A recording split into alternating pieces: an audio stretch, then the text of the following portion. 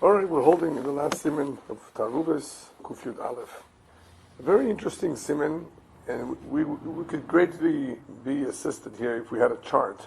There are various examples, various scenarios here, but I guess maybe we'll do an introduction as to the various possibilities, and I think it should flow well after that. The Mikvaot, the source of the halachas that are brought down in Kuf Yud Aleph, are actually mentioned, scattered. There's Gemara in Yevamos, Pei Beis, there's a Mishnah in Trumas, the Gemara in Pesachim, pretty much all relate to the same, where you have a situation, in the case of Truma and Chulin, where you have two se'im, one of belonging of Truma, one belonging of Chulin. You know, Truma can only be eaten by a Kohen. So it's a big problem if some Truma gets in with Chulin. Not only is the shear greater, if it's Vadei Truma D'Oraisa, it's Isser. You want to be careful with that. So, our dilemma is that we have two barrels, and one is of Truma, one is of Chulin, and each one of them fell into another one, and we don't know if the Truma fell into Truma or the Chulin fell into Chulin. You know, it's a question. They both fell in. And the Gemara says, the Maskana, that we can make the assumption that the Truma fell into the one, the Chulin fell into the Chulin. That's very interesting. Doesn't that sound a little familiar from something else we learned? In Siman Kuf Yud, about assumptions. Well, number one, the meat that fell into the tray-fifth piece of meat, that, didn't we say that it fell into the... Yeah, well, that's what we're going to be learning today. Okay. That's what this Siman... Okay. No, that's what this Siman really is. I mentioned it before. But that's what this Siman will be all about. Reminded me of what you mentioned. Right, but where did we actually see it before in Shulchan Aruch? In a little bit of a different situation, where you had a Dover Choshuv that is not even misbatel afilu be'elef, and we're trying to figure out, is there any way it can be misbatel? And there are some unique situations where even a Dover Choshuv will cease to be a Dover Choshuv for a moment, so it could become batel. And that is where you have it getting mixed in a Taaruvos, but then somehow, magically, one of the pieces in the Taaruvos fell into the ocean. One of the pieces got eaten by mistake. One of the pieces somehow got destroyed. And it's no longer around. The Mefarshim explained that that's a very important deal. It's nowhere to be found anymore. In other words, it's impossible to find it? Yes, it's impossible. It's not only that you have not to be able to find it right now. But right. It's totally gone. To be in the ocean. Right. Therefore, in that particular case, we said we make an assumption that the one that was the Isser is the one that fell out. Wow, we're talking about, it's already in the Taaruvos. Boom, that's the one that fell out. But that was with respect to which is the Rabbanan, right? Here we're talking about rice. Yes, over there, I mean, we do have Roiv, right? The prescription, you must have Roiv. Right, well, obviously, not only that, part of the prescription is that you can't eat it altogether, but over there, you have Roiv. And Roiv, what does the Roiv do? Roiv puts us on the safe side. The Midaraisa is bottle. So what do we have to do? We have to contend with the Rabbanan here. The Rabbanan, and what's the Rabbanan exactly over there? That it's a Davar Chashuv. For Davar Chashuv purposes, it's gone. We can make that assumption. It can be toilet. And that's learned also that's also a Gemara. Do we still require 60 again? 60 also? That all depends on what you have. I mean, if normally, if it wasn't a Davar Chashuv, we would be... Then you would need 60. So we would still need 60. You would sure. So the Gabba the 60... The Roiv or the Shishim, whichever is applicable. So with respect to being Mevadal in the because remember, Shishim is a Midaraisa too sometimes. Right. So whichever is applicable, you would still need it. But al Davar Chashuv, you don't have to be concerned about it.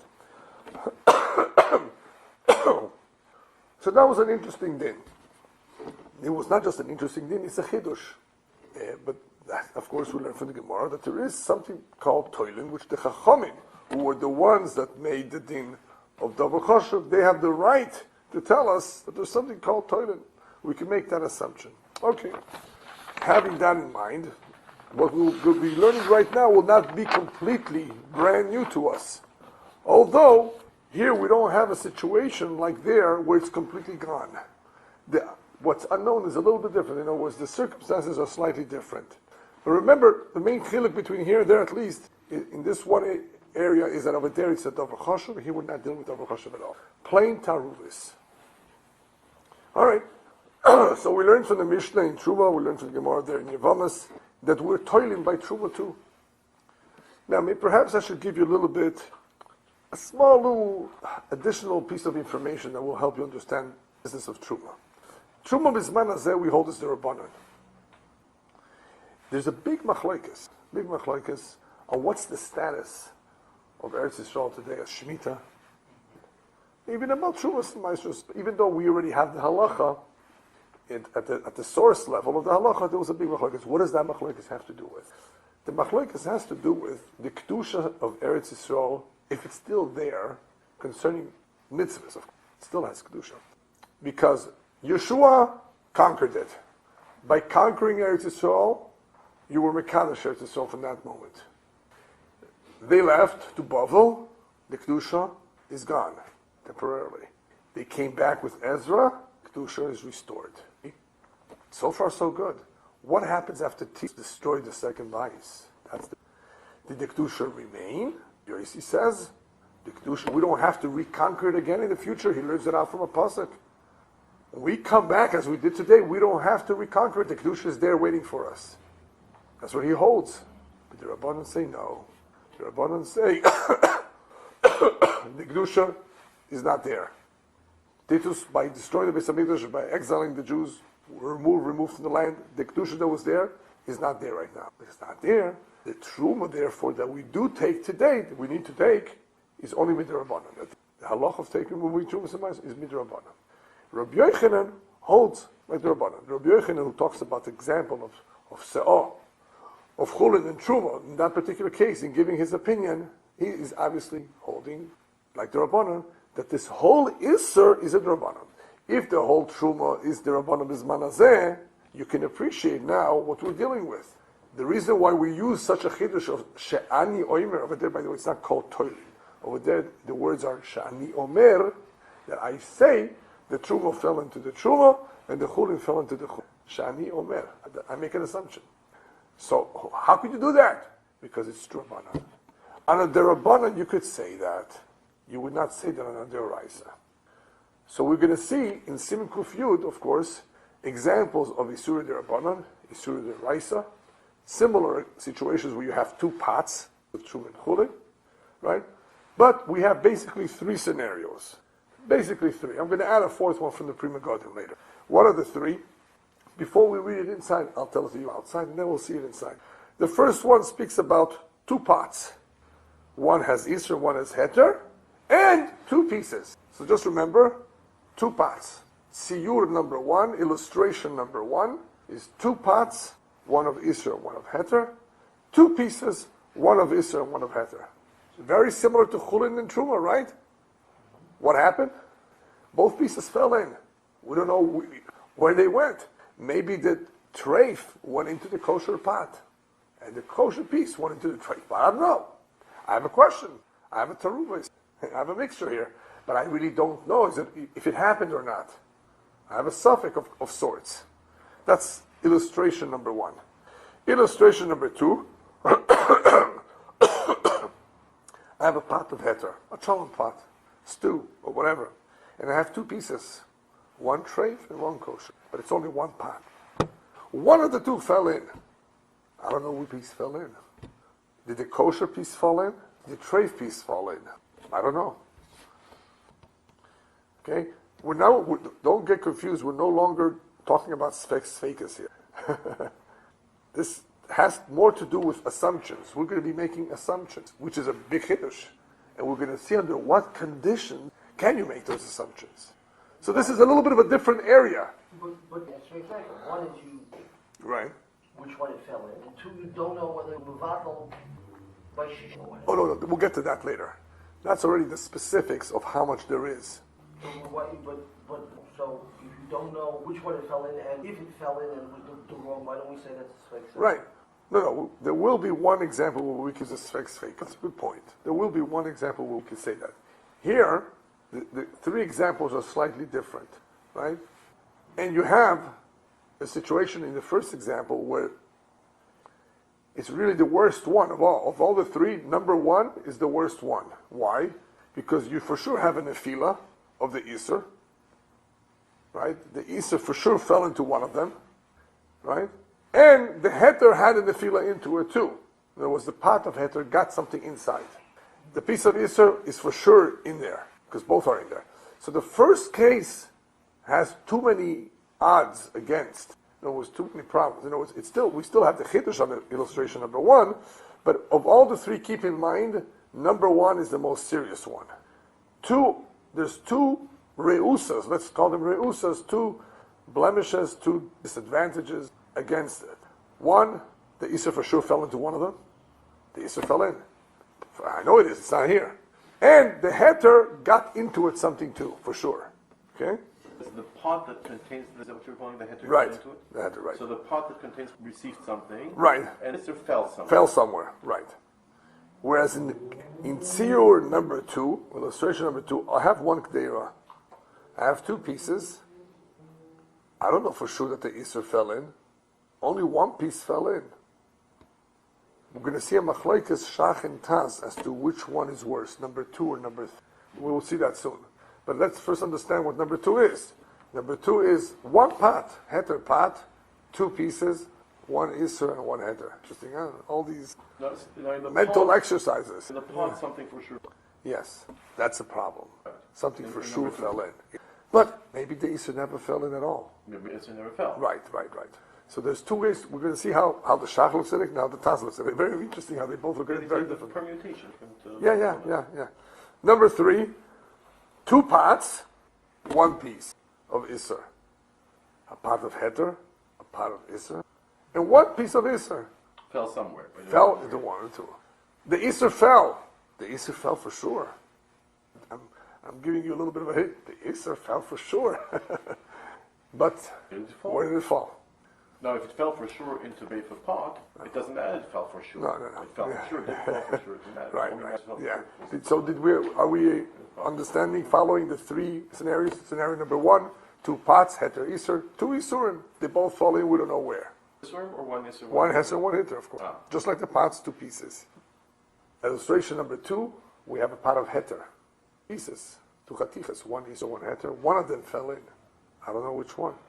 Illustration number 3, two pots. It's the opposite. Two pots, Isser heter, but one piece fell in. Which this piece happens to be an Isser, of course.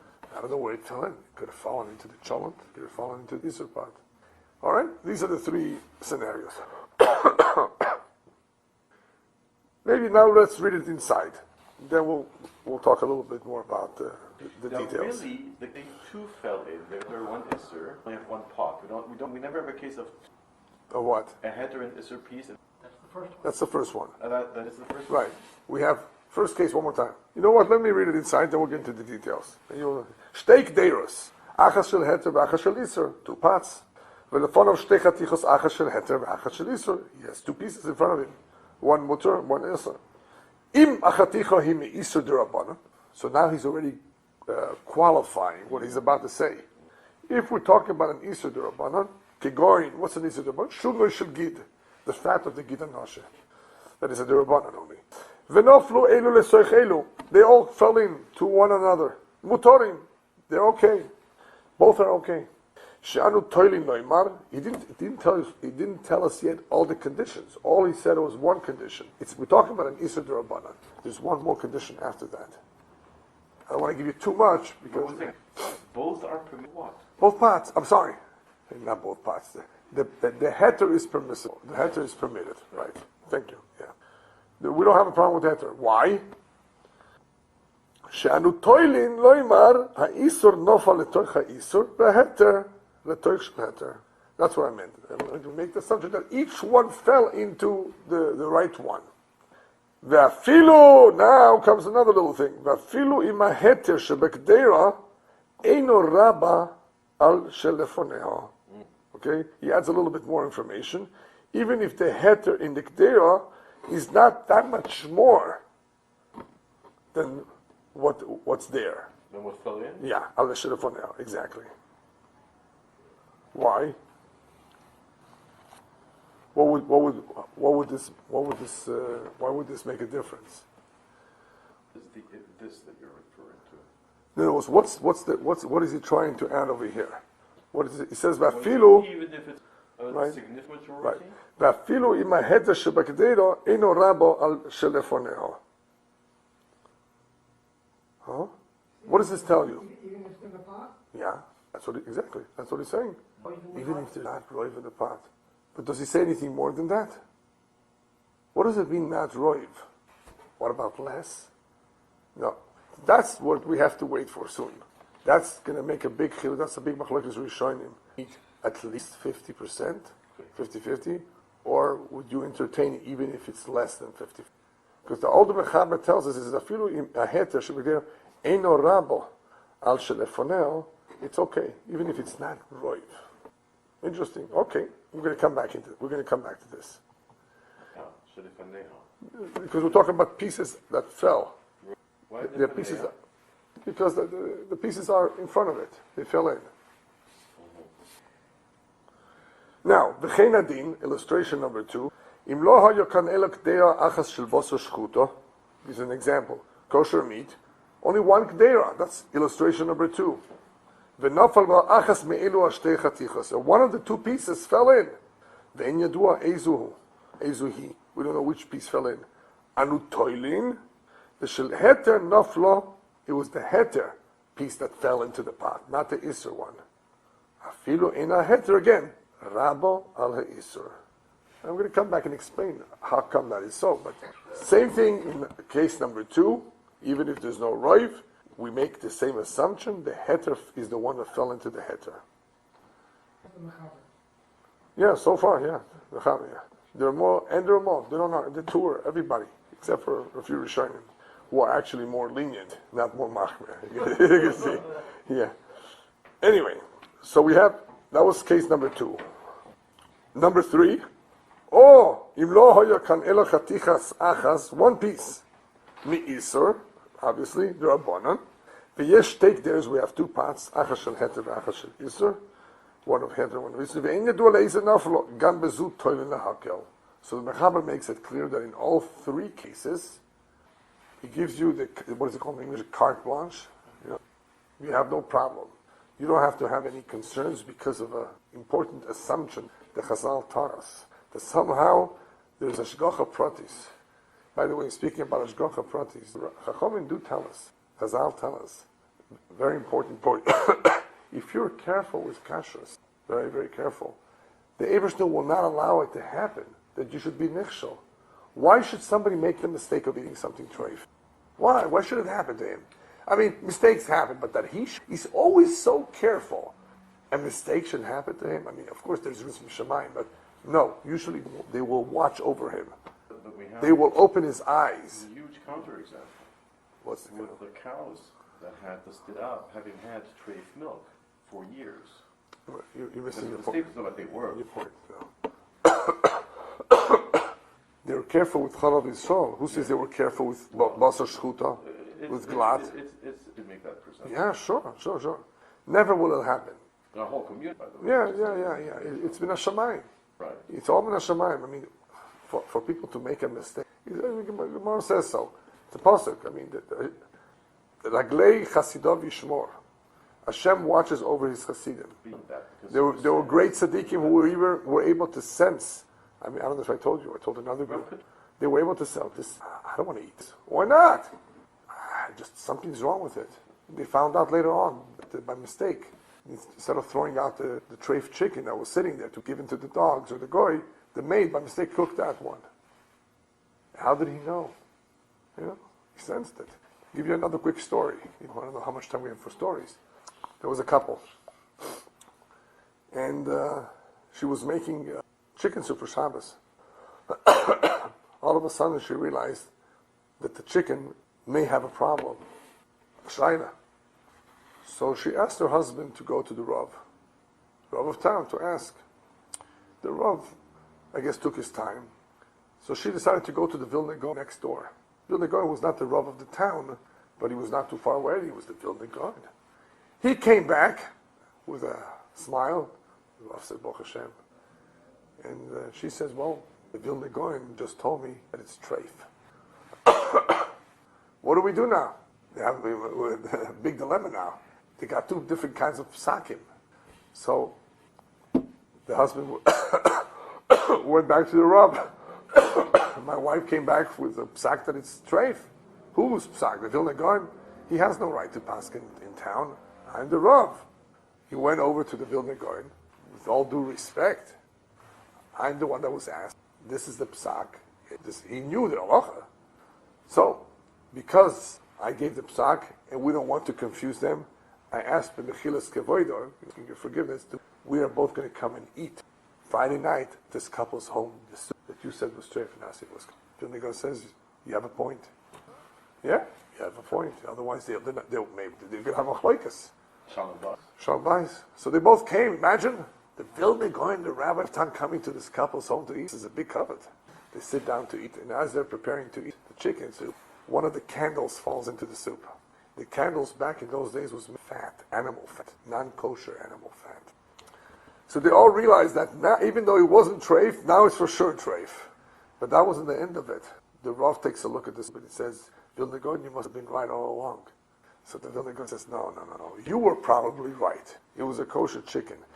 But why did the candle fall into the soup now? Because since I paskind that it's treif, then for me it's treif. If for me it's treif, then I can't eat it, obviously. When a Rav paskins a shaila on something that is treif, then he cannot eat from it. In other words, for him, so therefore, they were both right. And anyway, the point here is that certain times something can become usher for a variety of reasons. Not because it's necessarily treif, because it's called, there was a shaila asked about it. It was questionable. And that's, of course, a big chumrah, just questionable. But the point is that tzaddikim were spared of these things. If they were very, very careful, it didn't come to them. They smelled the rat. They smelled something was wrong. It would not happen to them. For somebody to chas v'shalom make a mistake, even though David HaMelech says, Shegiot mi avin mistarot nakeni. I don't understand why mistakes happen. Everybody makes mistakes. We don't know why. When it comes to kashrus that can affect the neshama, that's not a simple matter. Rav Menachem Mendel Merimenov, Zecher Tzaddik Lebracha, says that many Jewish kids who went off the derech, you know what that means, that went off the derech, it's because either their parents fed them the vedas and treifas, or they fed them with money that was stolen. Illegal money. Illegal money, illegal funds, which had, of course, a detrimental effect. Yeah, so we see it. The mice.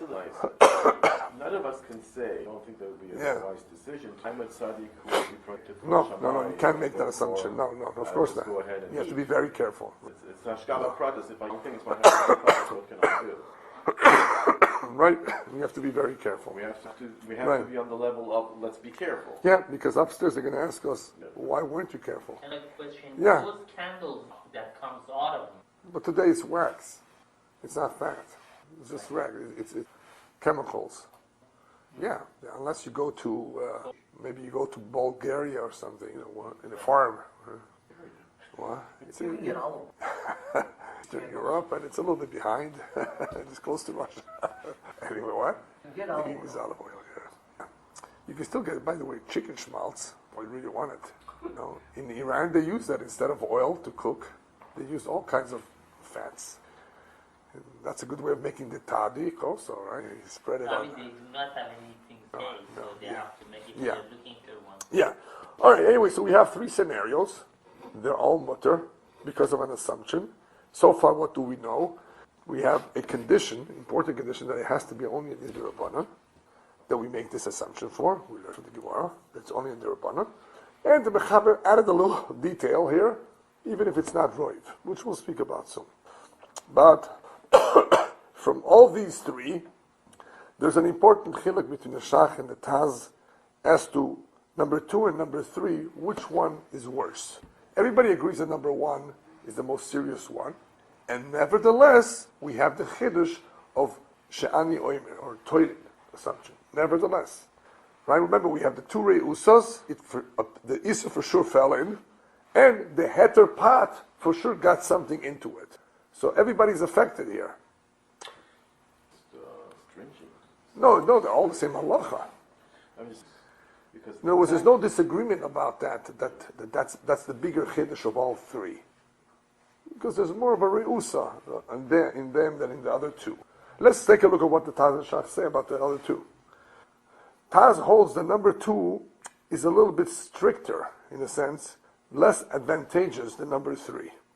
There's a bigger chiddush there. Why? Because I know for sure that the Gdeir of Heter, something fell in.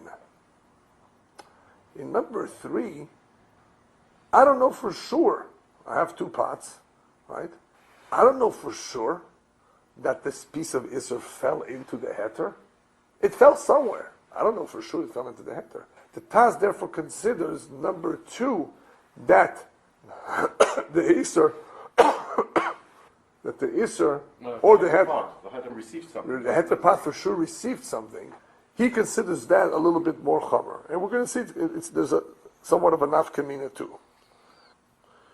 Shach holds that tzir number 3 is stricter than tzir number 2. Why? Look at how he looks at it a little bit differently. What the Taz says makes some sense, but look at what the Shach says.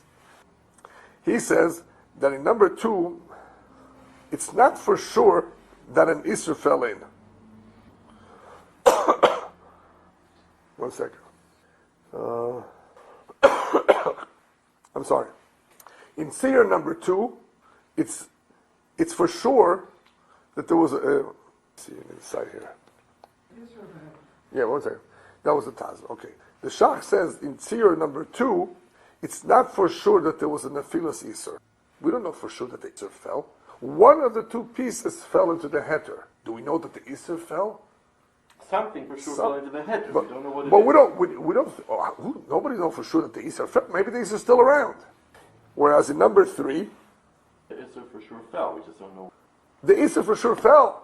And something for sure fell into the Heter pot, but we don't. Isser. No, not number 3. Oh, that was number 1. Right. In number 3, right, let's take, again, 2, illustration number 2 is we have a Heter pot and 2 pieces, 1 Heter and 1 Isser falling in. We don't know which one fell in.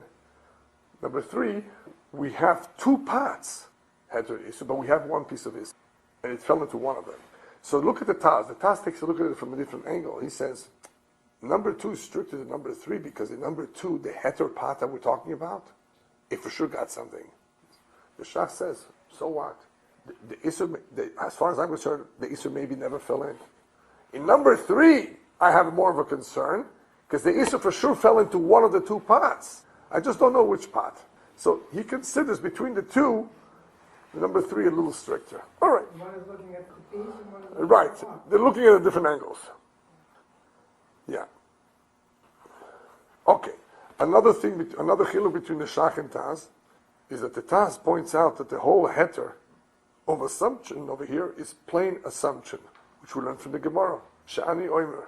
That's what causes the whole kula, the whole leniency. And this kind of a kula is a greater kula than a regular Safek D'Rabbanan kula. Right? This is a greater kula than just plain Safek D'Rabbanan kula, because assumption is a big chiddush. The Shach writes that the main heter is because of Safek D'Rabbanan. It's a Safek, like any other Safek D'Rabbanan, and that's the main reason. In other words, he doesn't add. We're talking in all cases in Rabbana. Yeah, so far, yeah. The Shach does not add that this is also because of an assumption. He says that the main idea behind this is called Safek D'Rabbanan L'Kula. Now, the Shach, however, adds an important idea. He says that even in Seir number 1, illustration number 1, where we had 2 Kderas, 1 Isser, 1 Heter, and 2 pieces, in that case, even if the 2 pieces, the Heter and the Isser, got mixed up before they fell in, you would still allow it. It would still be mutter. Why would I think not? Does it make a difference to you? The 2 pieces, got mixed up before or not? Yes, you may think that it would make a difference because imagine 2 pieces are mixed, 1 Isser, 1 Heter. There's no roiv. Before they have a chance to fall in, they're already Isser. I might say now, each one is called Gufa Shel Isser. Each one has a din of Isser now. Remember we spoke about that before. It's a form of his Chazak Isura. You have the Isser already. If they're mixed, they're mixed. So you only have 2, you don't have Roiv. They're both Asr. Now they're both falling in. So what? They're both Asr. So the Shach says no.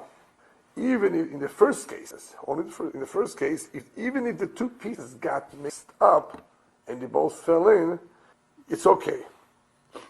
Now, Why is it okay? Why should it really be okay?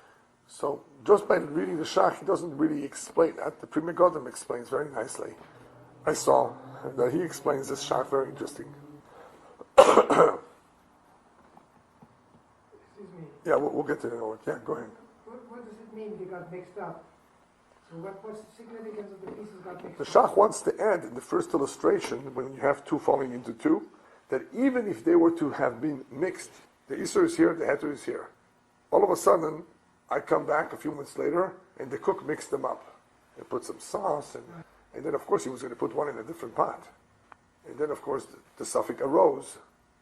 But perhaps, since they're already mixed, they're both Asr now. Because it's Chad Bechad, there's no Roiv. So one is Asr because the other is Asr because it became mixed with a trait one, Chad Bechad. Right. So that itself is becoming mixed. Asrs it. So now we have Right. two Isurim. So the Shach says, no, you don't have to worry about that. Why not? Okay? So we still don't have Yeah, we're going to see soon. Because actually, I would think it's a good argument. You Yeah. should worry about it. Right. Because now what's falling in is an Isser either way. Yeah. A different Isser maybe, but... we're talking about a Rabbanan Isser, the Hatchila. But the Asr piece was a Rabbanan Isser anyway. Yeah, anyway. But the Pri Megadim actually, what he does to explain this, is he tells us how one is different than two. And by understanding the difference between 1 and 2, illustration 1 and 2, you can see why the Shach, by the way, is machmer in illustration number 2 if they did get mixed together. What's illustration number 2? One pot, they're of heter, 2 pieces, one isser, one heter falling in. So imagine in that case, in that scenario, those 2 pieces getting mixed up. Your guy is cooking for you. What would you like? Sweet and sour sauce? Okay. And he mixes the 2. You come back, well, wait a minute. This one is treif, right? Which one is it? You don't know. Now what? The Shach says that in this case he would not allow nis'arvu chad bechad. So here he's saying, No. for sure, you have an Isser in that pot. Yes. Right, that's what he's saying. We'll see. No. So what's the difference between this case of nis'arvu, the pieces falling into that one kdero, one of them, by the way, falling in. Right. One of them falling in. But, so it might be an Isser, but it's still an Isser. It could be an Isser because it's a Chad B'chad Isser. Yeah, yes and no, in other words. And the other one, Where you have 2 pieces also mixed together, and one of them falling. So only one fell or both fell? No, both fell in the first case, but one falling in a different pot. They didn't both fall in the same pot.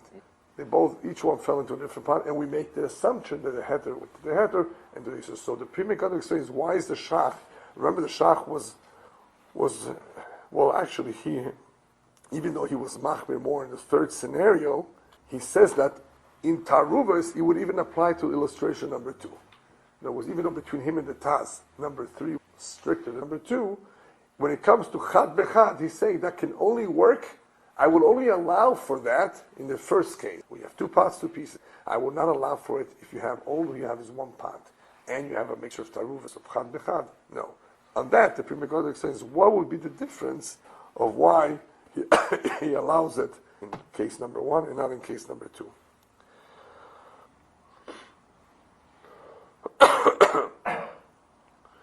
So he says like this, the Pri Megadim says something like this.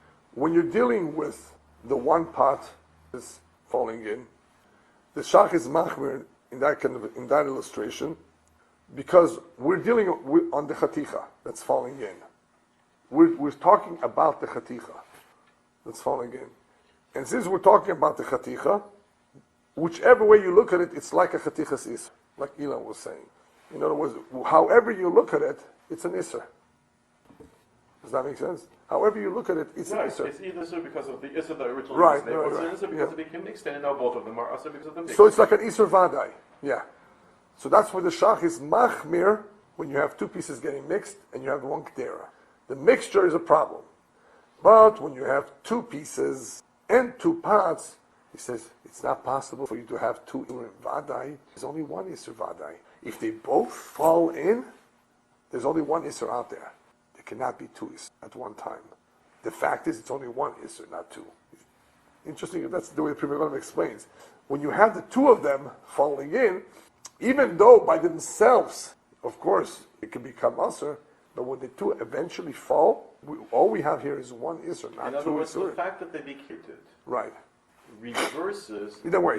the Isser that came about through mixed. I would mean, that's accept. what I would it sounds accept that. Yeah, there's a kind of a reversal here because what is the reality? Because it's Soiter itself. Exactly, because what's the reality? We only have one Isser here, not two. The two cannot be. And that one Isser had the power to usher the other piece because of becoming mixed. But once they became separated, it no longer has the power to extend this on the second. Well, why not? Because the reality. They became separated. No, it's not only because the reality is, upon separation, of course, that you only really have one Isser here. You don't have two Isurim. When you have the mixture of two, one falling in, it's the Isser. Either way you look at it falling in, a Isser Vadai. When two of them fall in, you know what this is like? Remember the case of having bitul and you eating all three? According to some, it's a problem, right? Why? Because you're for sure eating the Isser. Whereas if you grab one, you're not for sure eating the Isser. You've got to eat all three. One of those hot dogs is treif. Don't eat all three.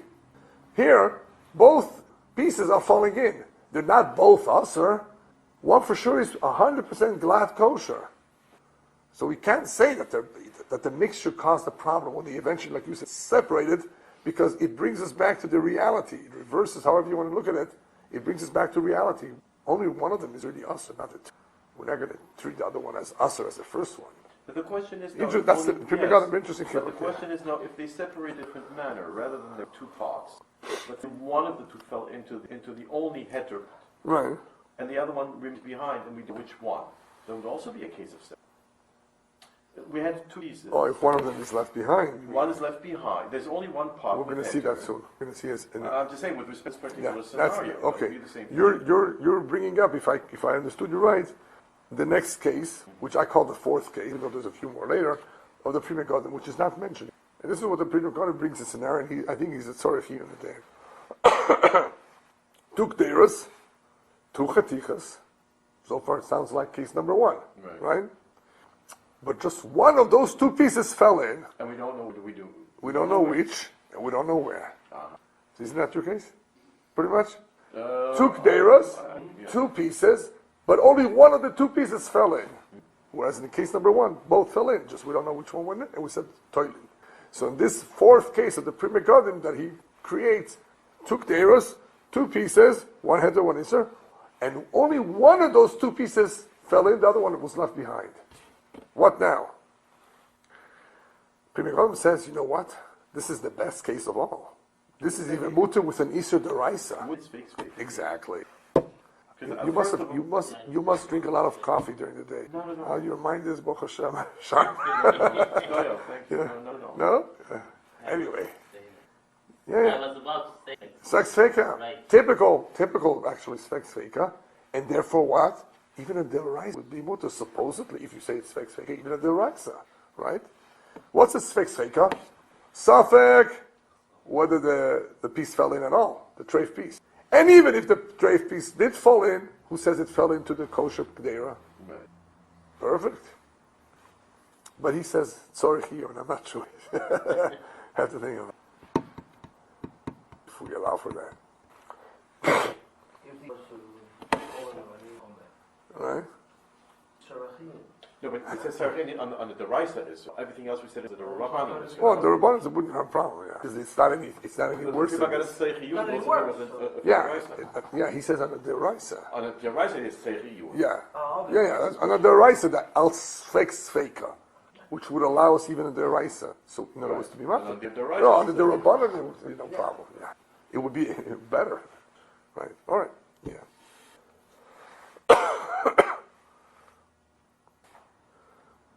All right. So, as far as the shach is concerned, in the second scenario, if the two pieces got mixed together before the nefila, we don't know where it fell. We're more according to him only. According to the shach, we would be machmer.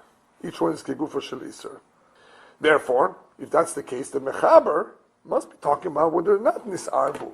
If you read it, he doesn't say nisarbu. In other words, if the shach says, "Oh, I wouldn't allow it," we must assume that the mechaber was only talking about at the very least, when the pieces are not mixed. Because maybe, if they are mixed, maybe he would be maskim. So that's what the Shach says. That in case number 2 at least, he would not allow it. The Pri Chodosh, the Crazy Flacy, I think there's quite a few others, who are matir, even nisarvu. And the Pri Chodosh says very simply, he says, remember, I was the one that was matir, even if there's a cheskes iser, by sfex. Even if you're starting off with a cheskes iser, says this is just like a cheskes iser problem, because both of them are questionable now. That's a cheskes iser, that's falling in. But I allow sfeik in a cheskes iser, I will allow this too. You say Safi D'Rabbanan Lekula, Besfeik Sveika. In other words, even if it's Chazak Isura.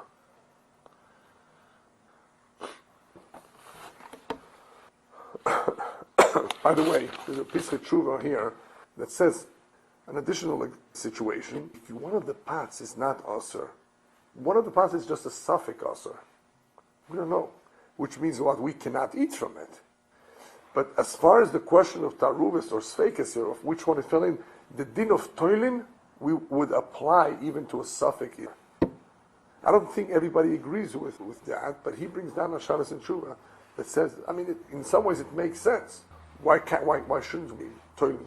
It went here. But it's only a suffix, so who's to say that for sure went there? But anyway, he brings down a very Tshuva, that if one of the pots was questionable, it wasn't a real Isser, we can also make an assumption the Isser went to the questionable pot and not to the heter pot. Interesting.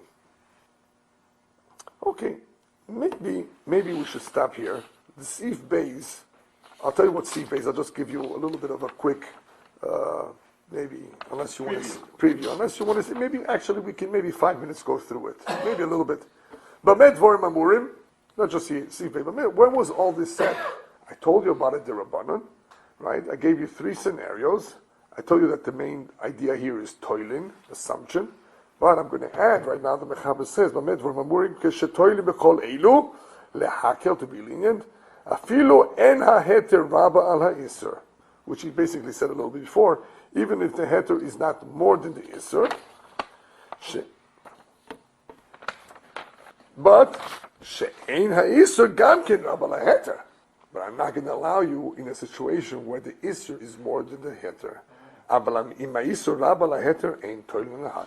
Mechaber goes with the shitas that roiv isser will not be permitted, roiv heter or 50-50 is acceptable. So we have a gevaldik chiddush here that not only we say toilin, we even say toilin when you don't have roiv, as long as it's the rabbanon. That's the key here. As long as once we switch over to the oraisa, obviously you're going to need at least roiv. You can't get out of that one. But in the Darabanan, they were Mekel. If you want, we can explain where this comes from. It's a big machlokes. All right, and Gemara and Yavamas, we're trying to figure out if Rabbi Yochanan would require roiv or not in the Darabanan. And there's an interesting example brought there from Mikvaot. Maybe we'll just quickly go through it. By Mikvaot, there's a situation, an interesting situation. You know, let's say you need to have 200 gallons. You're arboim saw. You can't bring mayim shuvin. You know that, right? You cannot bring water in a bucket. What about orange juice? You're missing a gallon. You want to put some orange juice. So it's a whole mishnah in Mikvaot of which liquids qualify to complete the mikveh to arboim saw. And which ones pasolet and which ones are neutral. Okay. So that mishnah discusses beginning with 200 gallons. You begin with 2, so you have a kosher mikveh. By the way, what do you do in Nevada when there's not enough rain? How do you get a mikveh? You bring ice, snow. Isfahan. Yeah, but Isfahan has a lake not too far. No, I mean it was. Yeah, so you're able to transport snow.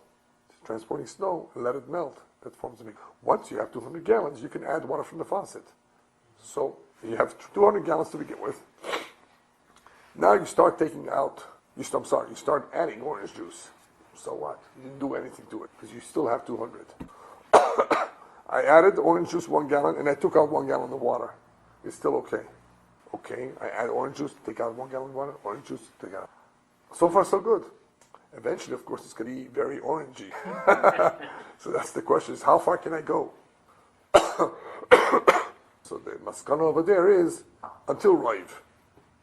What's roiv? So there were two opinions on understanding what's roiv. Until I have at least roiv water in the mikveh, I have roiv water. Or did it mean as long as I can, until roiv means I can take out the roiv, which means leaving it basically half almost, and it will still be kosher. That's the diuk over there. What was meant by roiv? 50 gallon orange juice and water. No. Roiv doesn't have to be that real majority, even just a little bit more. So we're talking about 40, so, just a little bit more, leaving 19, leaving just a little bit. Or does it mean I have to have roiv water? What's roiv over there meaning? Do I need roiv water? Or can I take roiv out and it will still be okay? That was the question over there. So according to the first, what are we trying to determine there? We're trying to determine if Rabbi Yochanan's heter or chidush has a requirement of roiv, or is the whole chidush sufficient if we say sha'ani oimer, right? So we wanted to prove, from this Mishnah that maybe you need roiv. So that's where this came in with Mikvaot. The maskana is no. The maskana is Rabbi Yochanan holds sha'ani oimer is the chidush. We make assumption. It's not because I need roiv. It could be you don't really need roiv. And the way to understand that Mishnah is different. You see what I mean? It depends how you understand that Mishnah. So don't therefore rely on that Mishnah as proof, because it could be that's not the pshat over there. So according to the first teretz, we don't need roiv heter. What are we just makbid? We're makbid that it should not be roiv iser, like we saw by a mikveh. As long as it's half, it's okay. According to the second teretz, however, we say that we don't compare the two cases altogether. We don't compare tliyah of Taaruvot to dinei mikveh, because we say the chidush over here by Taaruvot is shani oimer, or the case of tliyah, we say that that's the chidush. It's a different kind of understanding or a different kind of heter altogether that we can't compare. So therefore, don't bring me proof that I need roiv. It's therefore possible that I can get away with half. All right. So therefore, now that we know the two ways of looking at that Gemara, there's a machlokes rishonim on the second teretz. What was the second teretz? That we're not medame the din of tliyah to the din of mikveh. If that's the case, if that's the ikar answer over there, and we leave out roiv altogether, so that says a big chiddush. That if you say she'ani oimer, if that's your chiddush, and you don't consider roiv, then I will allow and say that it's mutter, even in a case where there's more iser than heter. Wow. Once you don't need roiv, you don't need roiv. Right? Why? Because it's a derabanan. This is the derabanan, this is the kula. The Rashba says, no way. Rashba's chodik and the raw. And he says that even according to the second teretz, the most we can go is mechza. The most we can go is half. And that's the halacha of the Shulchan Aruch. So therefore, in summarizing, see, in the Torah and the Shulchan Aruch will both agree that in all the tziyurim of Seif Aleph, the three scenarios that we had, we're not going to be lenient if the Isser is greater than the Heter. However, the Shach does make a small little differentiation. He says that only in Truma they did not require Ribui or Roiv. Only if it was a place where Mokum show you Vada in Nefila. That was the case by Truma, that something for sure happened. Right? And that's why Ribui was a big issue there, that there should be Roiv. If that's the case, the Shach says that the whole idea of Roiv was required because by Truma you had a real Nefila. In our case, illustration number 2, where you have a Gdeir of Heter in two pieces, one of them fell, we don't know for sure that the Isser fell. Guess what? The Shach is the only one, I believe, that is Mater. In Tzir number 2, you hear Ilan, in illustration number 2, even if it is Roiv Isser. Only number 2. Because remember we said earlier that he thinks number 3 is stricter. So in number 2, what is he saying? You have a Gdeir of Heter. Two pieces falling in, and one piece fell in. I don't know which one fell in. So it could be the Isser never fell. Oh, the Isser never fell, then you don't even need Roiv. In other words, if you talk to me about Roiv, from Truma. Over there, I understand why Truma was required, because there was a Vada in Nefila. In illustration number 2, there wasn't a Vada in Nefila.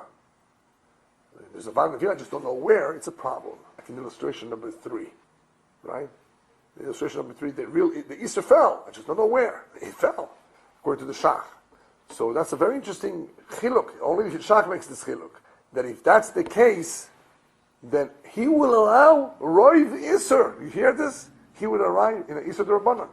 He will allow even if the majority is Isser. What does the majority mean? That there's more Isser now.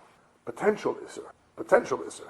In this path of, in this Gdeira, potentially because of the amounts, in other words, it's not this battle Beroiv. We don't have that luxury, we don't have that advantage of saying, okay, at least I have Roiv. No! Even if you don't, it's an Isser D'Rabbanan, and we have Toilim. If it's not of what you know is head. You said that the head Right. Right. But there still has to be some head. Oh, sure. He doesn't tell us, he doesn't specify. I guess it's just a little bit more, obviously, yeah. I was wondering whether you had a little bit of head to it, a big, Yeah, he doesn't really, he's not mechalek so much. Once you say Roiv, it's Roiv. But it could be, there would be a little chiddush. I'm not so sure. Pashup Pshat, it doesn't make a difference. Where does it make a difference in this Ephim is Mechzel Mechz. In other words, everybody, the majority of the Rishonim and Achronim are willing to go till half, which is the way we understand it, one way of understanding the Gemara. Yeah, but according to the big machlekes is on the second teretz of the Gemara. That the second teretz was that even if we don't consider the issue of Roiv and you consider the whole chiddush here is the Shani Oimer, well, if you say the whole chiddush Shani Oimer, it means that Roiv is not an issue at all. If Roiv is not an issue, maybe I can allow Roiv Isser then. Because you have a chiddush of Shani Oimer. Shani Oimer means even if Roiv Isser, perhaps. Yeah, right. So the Rashba says, no, we never allowed, even according to the second teretz of Gemara, we never allowed more than 50%. That's never understood. That was never nobody would think about that. But the Shach says, hey, in number 2, scenario number 2, it's not, there's no Vada Nefila of the Isser. By Truma, where we learn Roiv, Roiv may require, there's a Vada Nefila. Here, there's no Vada Nefila. Maybe I would allow. He says, I would allow for Roiv. He's the only one, I think, that says that. Otherwise, as far as we can see, we're talking about Nisud Rabbanan. At least, at the very least, you have to have 50%. When it comes to Nisud Raisa, we're going to see that the rules are going to change it. Okay, continue with the Shem.